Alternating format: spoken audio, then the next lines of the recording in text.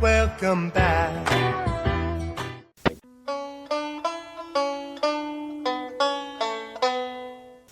Hey, Stanley, Yeah, George?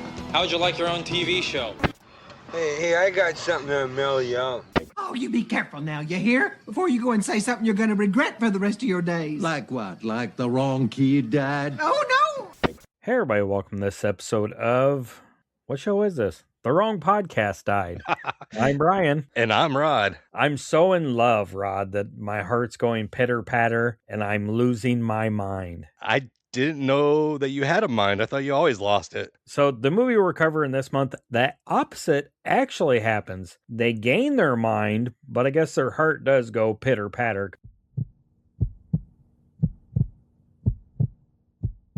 In this episode, we're talking about the 2013 romantic black comedy. There are some funny parts in this movie. Yeah. Horror film, zombie film, Warm Bodies. What am I doing with my life?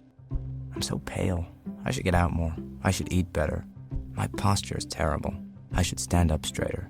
People would respect me more if I stood up straighter. What's wrong with me? I just want to connect. Why can't I connect with people? Oh, right. It's because I'm dead. Yeah. Released February 1st of 2013, rated PG-13, runtime of an hour and 38 minutes, so not real long. Directed by a Jonathan Levine, and it stars Nicholas Hoult as R, Teresa Palmer as Julie, John Malkovich as Grigio, her father, Rob Corddry as M, and David Franco as Perry. And I don't know if you've got this reference. Maybe you have it in your notes. But yeah, these are just names for a certain Shakespeare play. Yeah. Well, it's based on a novel by Isaac Marion. Yeah. I didn't know that until I started looking at notes for this. And I know this movie because when my kids were younger, I took them to the theater to see it. So, 12 years ago? Well, Jack would have been 9 or 10, and my oldest would have been, in her teens. It looked interesting. I thought it was a cute idea. So I took a chance and took them to the movies. And I think they both kind of liked it. It was a better experience than The Shape of Water. Oh, I bet it would be. So I'll give you a little synopsis. In a post-apocalyptic world overrun by zombies, a unique zombie, only known as R, finds himself rescuing a human girl named Julie. As the romance grows between them, R begins to regain his humanity, sparking changes among the undead and the living alike. Yeah, pretty much. And it's Shakespeare's Romeo and Juliet. Yeah, pretty much. Zombie style. Zombie style. The R stands for Romeo, and the M for his friend, the other zombie, is Mercutio, who was the friend of Romeo's in there. And of course, Julie is short for Juliet. Yeah, but they don't die at the end. So it opened at number 1 at the box office during the Super Bowl weekend in 2013 at a budget of $35 million. It actually did really good, $117 million gross at the box office. Wow. So it did amazing. I like this film a lot, but it is kind of slow and tedious at times. Yeah, there's some spots. So the humans that are left live behind a big wall in a huge walled city. There's zombies and there's creatures called bones is what they call them. Bonies.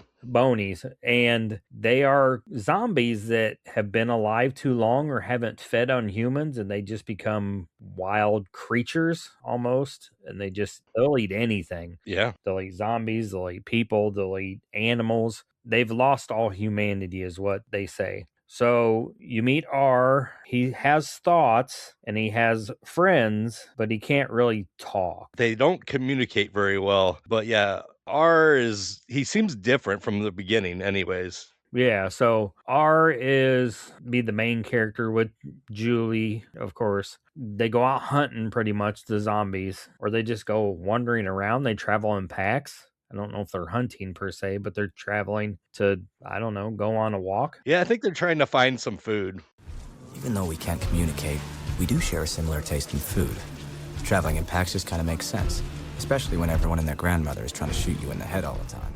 So they run into this group of humans that are out on a mission to get medications. They attack the humans, and R ends up eating the brain of Julie's boyfriend and then wiping shit on her face so that he can get her out of there. It looked like poop. Yeah, I mean, well, I gather it was blood or some kind of human, I don't even know, but it looked like poop. But he takes her out while the other zombies are eating all of her friends and takes her to his airplane where he lives. And he's, like you said, he's kind of a weird zombie because he has. well, the big thing is that he starts eating her boyfriend's brains and he gains her boyfriend's memories. So I think that was part of the reason why he connected with Julie is that he had Perry's memories. You saw that from the beginning when he gets hit in the face with the gun and falls to the ground. He kind of notices her. Yeah. So then they form this weird relationship where he wants her to stay. She wants to leave. She tries to leave. Bad things happen. They go back. And then they start this. I wouldn't even say it was romantic because she's different. He's different. They just kind of are forming this bond together at this point. It's a friendship. Yeah. She's asking him questions and she's trying to learn about what's going on. And she notices he's different. Yeah, because when she's in his airplane, he has records of all these various music groups. She says like something about, These are really cool records. How'd you get all these? I collect things. Yeah, I can see that. You, my friend, are a hoarder. So they go for driving a car and drive all around, then he wrecks the car. But slowly he starts to have feelings and his heart beats and he's becoming more human. And the other zombies are noticing what's going on. At first, they're reluctant. They want to eat her, but he saves her, and they slowly start to come around, and they start to have feelings. yeah. And then the Bonies take notice to this. Yeah, and then the Bonies want to eat everybody because the way I understood that the zombies could smell the humans, Yeah. and of course the Bonies could smell the humans. It's a very interesting take on zombie films and Romeo and Juliet, and it's a very interesting gateway horror film for kids. Oh, yeah, absolutely. There's nothing bad about this movie. I mean, the only reason why it's PG-13 is I think there was a couple cuss words in it. Well, and there's some, blood, guts, gore from the Bonies, Yeah. but you don't see much. I mean, yeah, at some point, it's not the humans you're worried about or the zombies you're worried about. It's the Bonies you're worried about. They become Right. the main threat. And towards the end, of course, Julie's father hates R, wants to kill him. And the zombies and the humans form a bond to fight the Bonies. Because the Bonies have come in full force. Oh, God. Yeah. I don't know where all these damn things are coming from, but Lord have mercy. How did they not overrun the world already? Yeah, I know. There was like, you see maybe a half a dozen at first. Yeah. And then all of a sudden, when they're coming for the humans, there's like, I don't know, 50 to 100 of them. Yeah. And there's not that many zombies. No. So, of course, the humans and the zombies win. And what happens? Love triumphs. Aw. The R saves Julie. Her dad shoots him. You think he's going to bleed to death, but zombies don't bleed. So if he's bleeding, he's got to be human again. So they tear the walls down. And of course, the movie ends with R's best friend talking to a lady holding an umbrella for her. He's becoming more human. You're very pretty. Thank you, Marcus. Now you're supposed to say, I'm pretty too. And it's a message of hope and love. So kind of the opposite of Romeo and Juliet because all the kids fucking die in that one, right? Pretty much, yeah. So, but I like this movie. I watched it the other day and then I put it on and watched probably 3/4 of it tonight, towards the end where he goes to the city. I couldn't fit it all in tonight because we had a dinner somewhere, but I was like, I'll put it on again. And Finley started watching it. She wants to finish it. So definitely something I think, if you like scary movies and you want something that's a little off the beaten path for Valentine's Day or for February, definitely think this is one you check out, right? Oh, absolutely. And I feel so stupid because when I first saw this years ago, I did not make the Romeo Juliet connection whatsoever. I, of course, watched it twice before the podcast. And the first time I was like, I'm missing something. What's going on? And I checked the notes, like on IMDb, the Internet Movie Database. You're welcome, Clint. And yeah, Romeo and Juliet. I was like, how fucking stupid do I have to be to not make that connection? Well, you're watching it as a zombie film.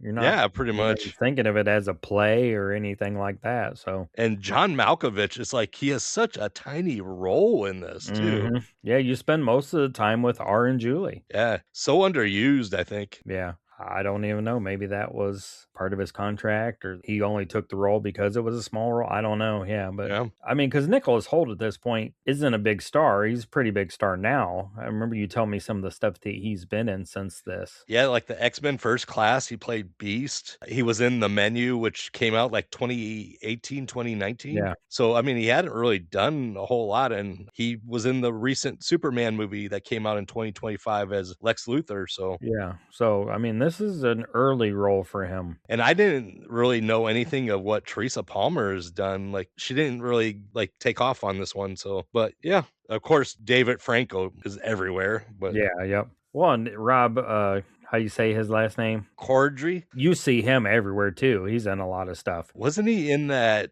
Comedy Central show about the hospital and he was the clown or something? Oh, I don't know. But I know him from lots of places. You know, he's got that face that you see him not in maybe starring roles, but Oh, Hot Tub Time Machine. mhm. Yeah, he was in Children's Hospital. That's what it was called. I mean, he's in a Harold and Kumar. Oh, he's in Hell Baby. But yeah, I mean, you know Yeah, him. you almost get him mixed up with what's his name from Krampus, Yeah, yep. the redneck brother-in-law.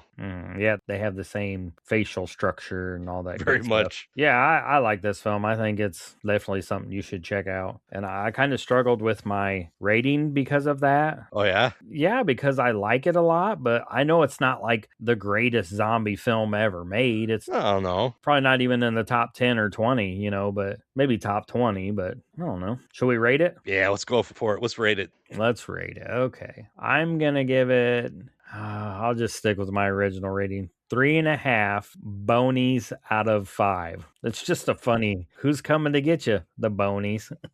The bonies, yeah. All right. Yeah, I'm a little higher than you. I'm 4 out of 5. Perry's getting his brains eaten out because, yeah, I enjoyed this. David Franco didn't have a huge role, but it was still kind of fun to see him in there. Nicholas Hoult did a wonderful job. Yeah, it was good. I kind of feel bad for Perry. You can kind of tell he's kind of an asshole, but at the same time, she shot his dad. I mean, He's a zombie. Well, I know, but you know, it's still hard on the kid, I would think. I don't know. What do we do next? Physical media? Yeah, what do you got for physical media? Of course, it got a Blu-ray and DVD release June 4th of 2013 from Lionsgate Home Entertainment. I have a copy DVD digital ultraviolet with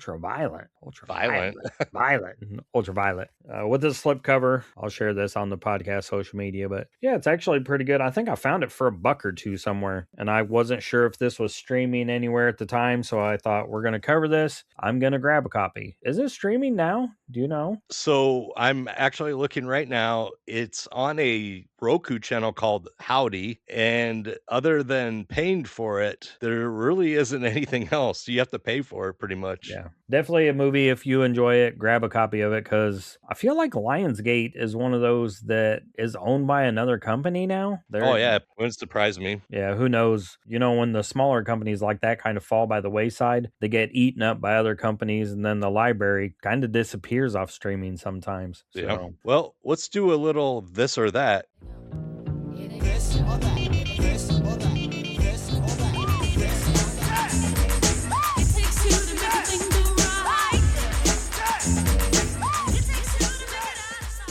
So I got 5 this episode. From 2008, Colin, a low-budget British film showing a zombie outbreak from the undead's perspective. So that'd be interesting. I don't know that I've ever seen one of those. Number 4 from 2014, Life After Beth, a rom-com tackling death and the loss with a zombie girlfriend. From 2006, Fido, a dark comedy about domesticated zombies and suburban life in an alternate 1950s. This is one of those I've never seen, but I know the cover of the film. That's a fun one. From 2009, Zombieland, a group of survivors travel a zombie-infested USA with humor and rules for survival. And number 1, Shaun of the Dead from 2004. A comedic take on a zombie outbreak as a slacker tries to save his girlfriend and friends. Any you can think of? Well, I mean, Fido and Shaun of the Dead kind of are almost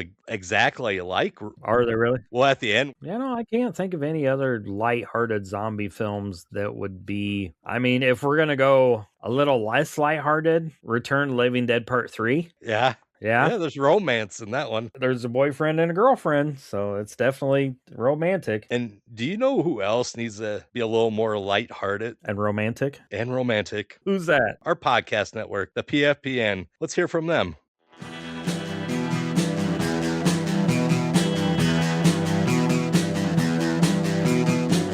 You're listening to the Prescribed Films Podcast Network, home to hundreds of hours of free podcast entertainment. The shows on this network all have a common goal, providing you with the best discussions about movies and other forms of entertainment media. The PFPN hopes to fill your earholes with audio joy. Visit our website with links to all the other amazing shows at www.thepfpn.com. Thanks for listening.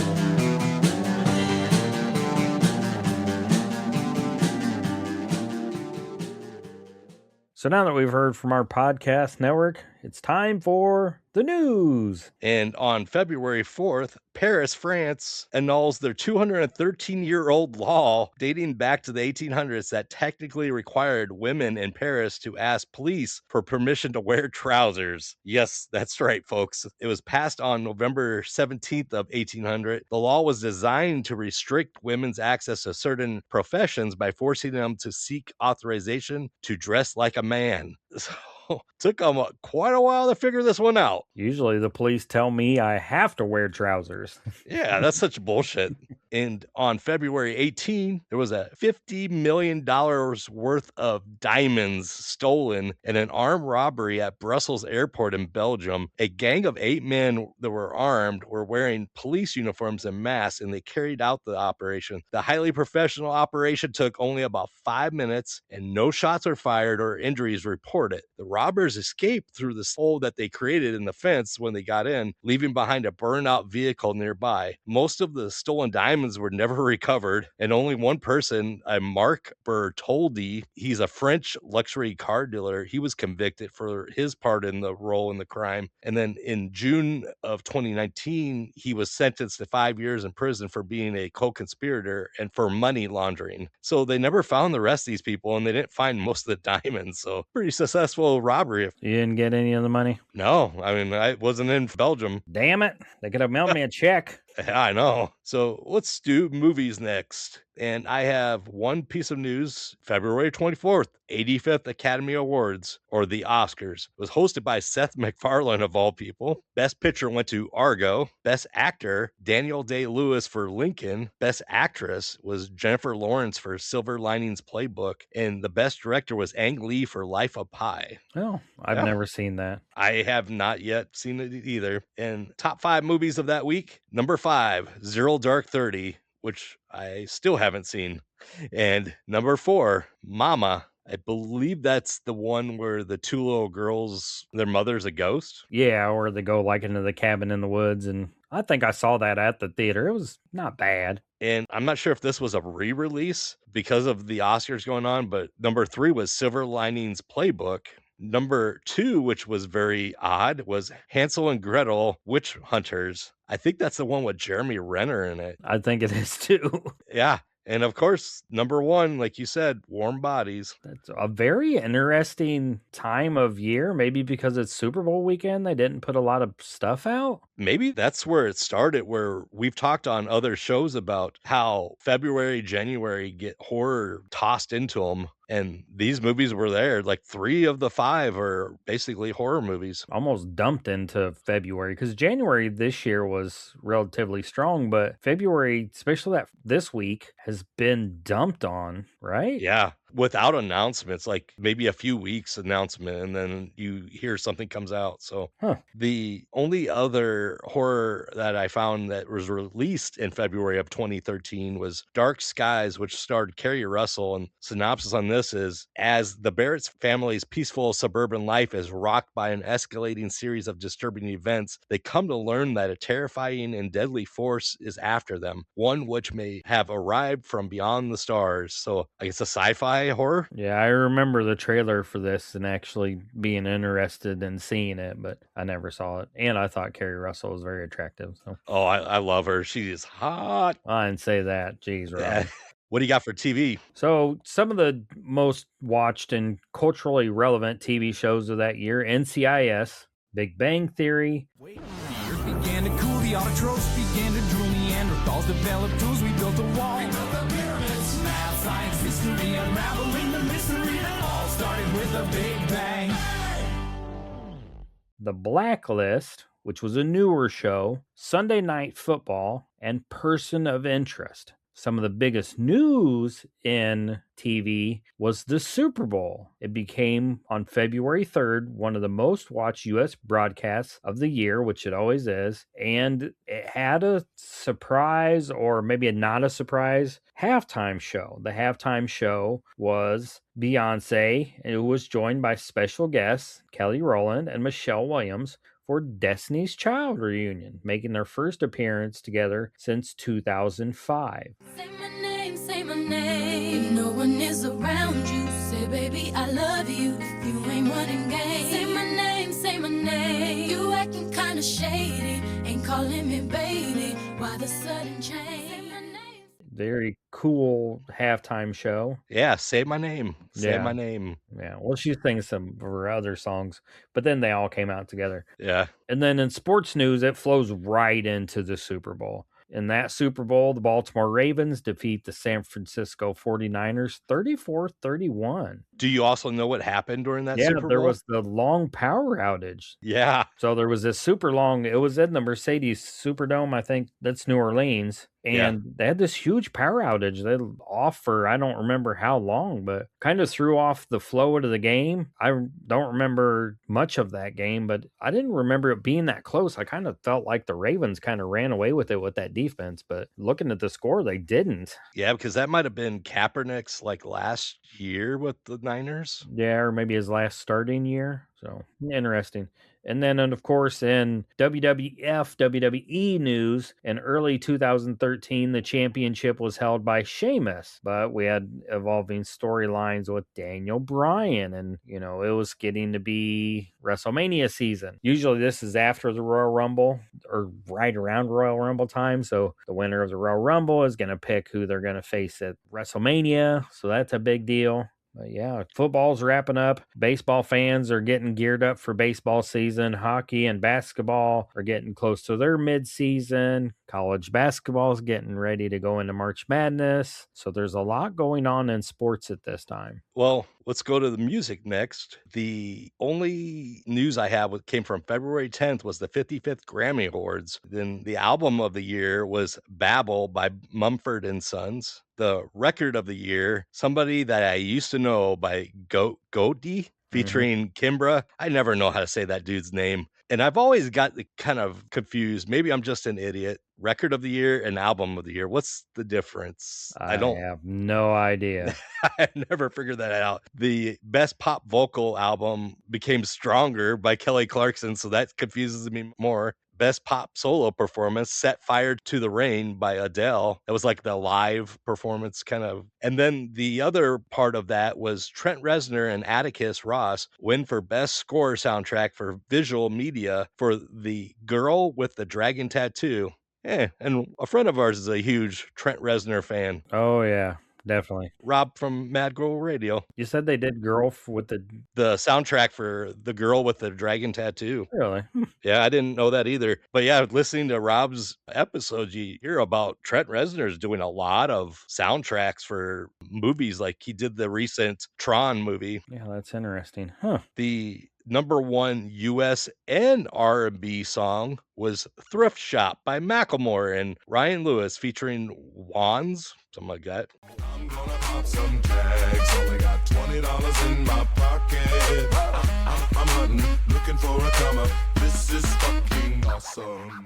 That was like a huge thing that year. You're gonna pop you some tags? Yeah, Got pop $20 in your pocket? That's right. Godzilla pops tags all the time. Yeah, I ain't got no money in my pocket though.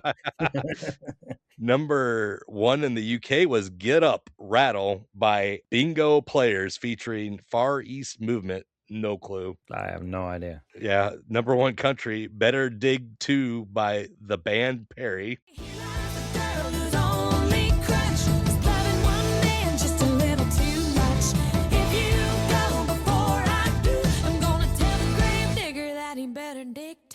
Oh yeah, I know that one. You do? I don't. You don't know that one? No. I can't remember if she finds out he's cheating or if she's just so in love with him. When she dies, she wants to die too. Huh. Yeah. You think she'd want to enjoy the peace and quiet. But... Yeah. I guess that works with this movie. And the number 1 alternative was Madness by Muse. Is it just madness keeping us afloat? And the number 1 dance track, Catch My Breath by Kelly Clarkson. Do not know that one. No, me either. What do you got for toys? Toys. In February of that year, the Toy Fair is going on in New York. The major annual toy show for the toy industry was held in February, the largest toy trade event in the Western Hemisphere. The Toy of the Year awards were announced, including Lego Friends, Skylanders Giants. And of course, the Skylanders Giants are becoming a force with people trading and trying to get certain ones. You just can't get enough of these damn Skylanders. Those were the ones that you connected to a game console, right? Like Yeah, little yeah. Miniatures. Yeah, and then you could play games with them. They'd appear on the screen, and you put them on like a little, almost like a gateway, a dimensional gateway. It was a flat, round thing. You just stick them on there, and you find boxes of them now because nobody wants them anymore. But you find like just boxes of random Skylanders together for a couple bucks here or there. I would imagine you could probably still, if you have the system, get on and play something like that. I don't know. Yeah, I never did. No, I never did either. Hell, I didn't have money to mess around with that in 2013. I was raising kids. Wow. Yeah, some pretty cool toys. I'm sure there was if I looked, they'd be like, what are the top toys of 2013? It'd be like, Transformers. Yeah. He-Man, Little Mommy Bubble Bath Time from Mattel, Minnie Mouse Boutique, Minnie's Pet Station. Yeah, Thomas and Friends. Oh, I forgot about Thomas and Friends. Those are still around too. You know, it's really interesting. You know, you mentioned He-Man even back in 2013, and it's growing momentum every year. Like now we're going to get a new live action movie. Yeah, which looks interesting. And they're doing all these crossovers with He-Man, Ninja Turtles, Godzilla, Transformers. They just keep pumping out stuff with He-Man, and I guess it's selling because they keep doing it. So it's interesting when you go down a toy aisle nowadays, what you see and how long some of this stuff's been around. I mean, Polly Pockets are still around. God, I mean, stuff that's been around for years. And Hot Wheels are still a huge section of the toys. Barbie and all those. Yeah, it's very interesting. You almost think if you were alive 50 years ago, you'd be like, oh, Barbie's not going to be around. This isn't going to be around. And now all these old toys are coming back re-released as retro, like the little Fisher-Price stuff is getting re-released. It's interesting. And there's movies in 2013 based on Romeo and Juliet. Yeah. Let's hear it. Well, first we'll go into weddings. There was one wedding, February 23rd. Married with Children actress Christina Applegate weds rocker Martin Lenobo in Los Angeles. They're actually still married and they have one child. There were no births that I could find that were interesting at all. Kind of odd. But there's plenty of deaths. So let's go to everyone's favorite segment, 6 Feet Under with Rod. Hello, darkness, my old friend. I've come to talk with you again.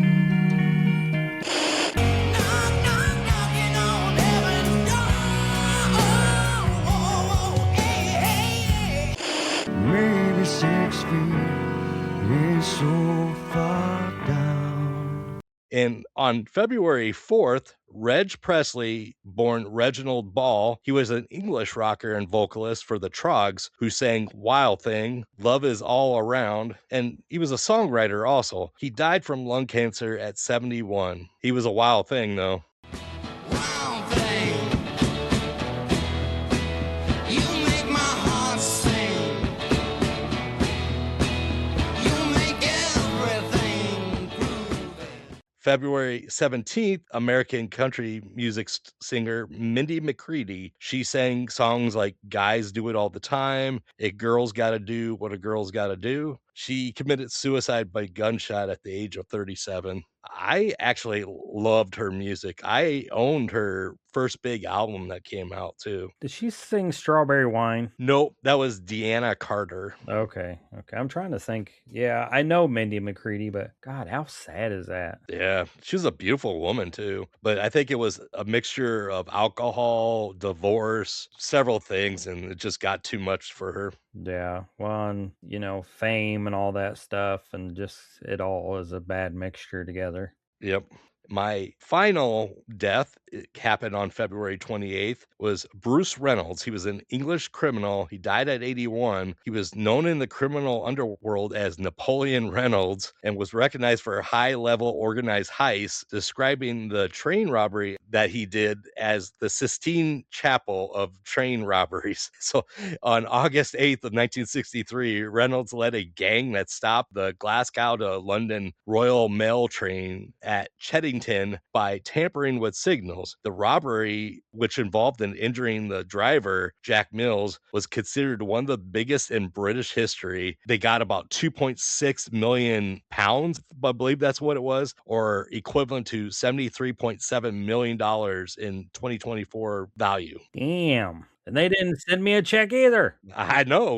We're in the wrong profession here. Let's get into train robbery. Well, there's probably not trains to rob anymore like that, is there? No, probably not. Oh, man. Well, and then instead of a joke like we did with Man on the Moon, I got a famous quote from the father of modern zombies, George A. Romero.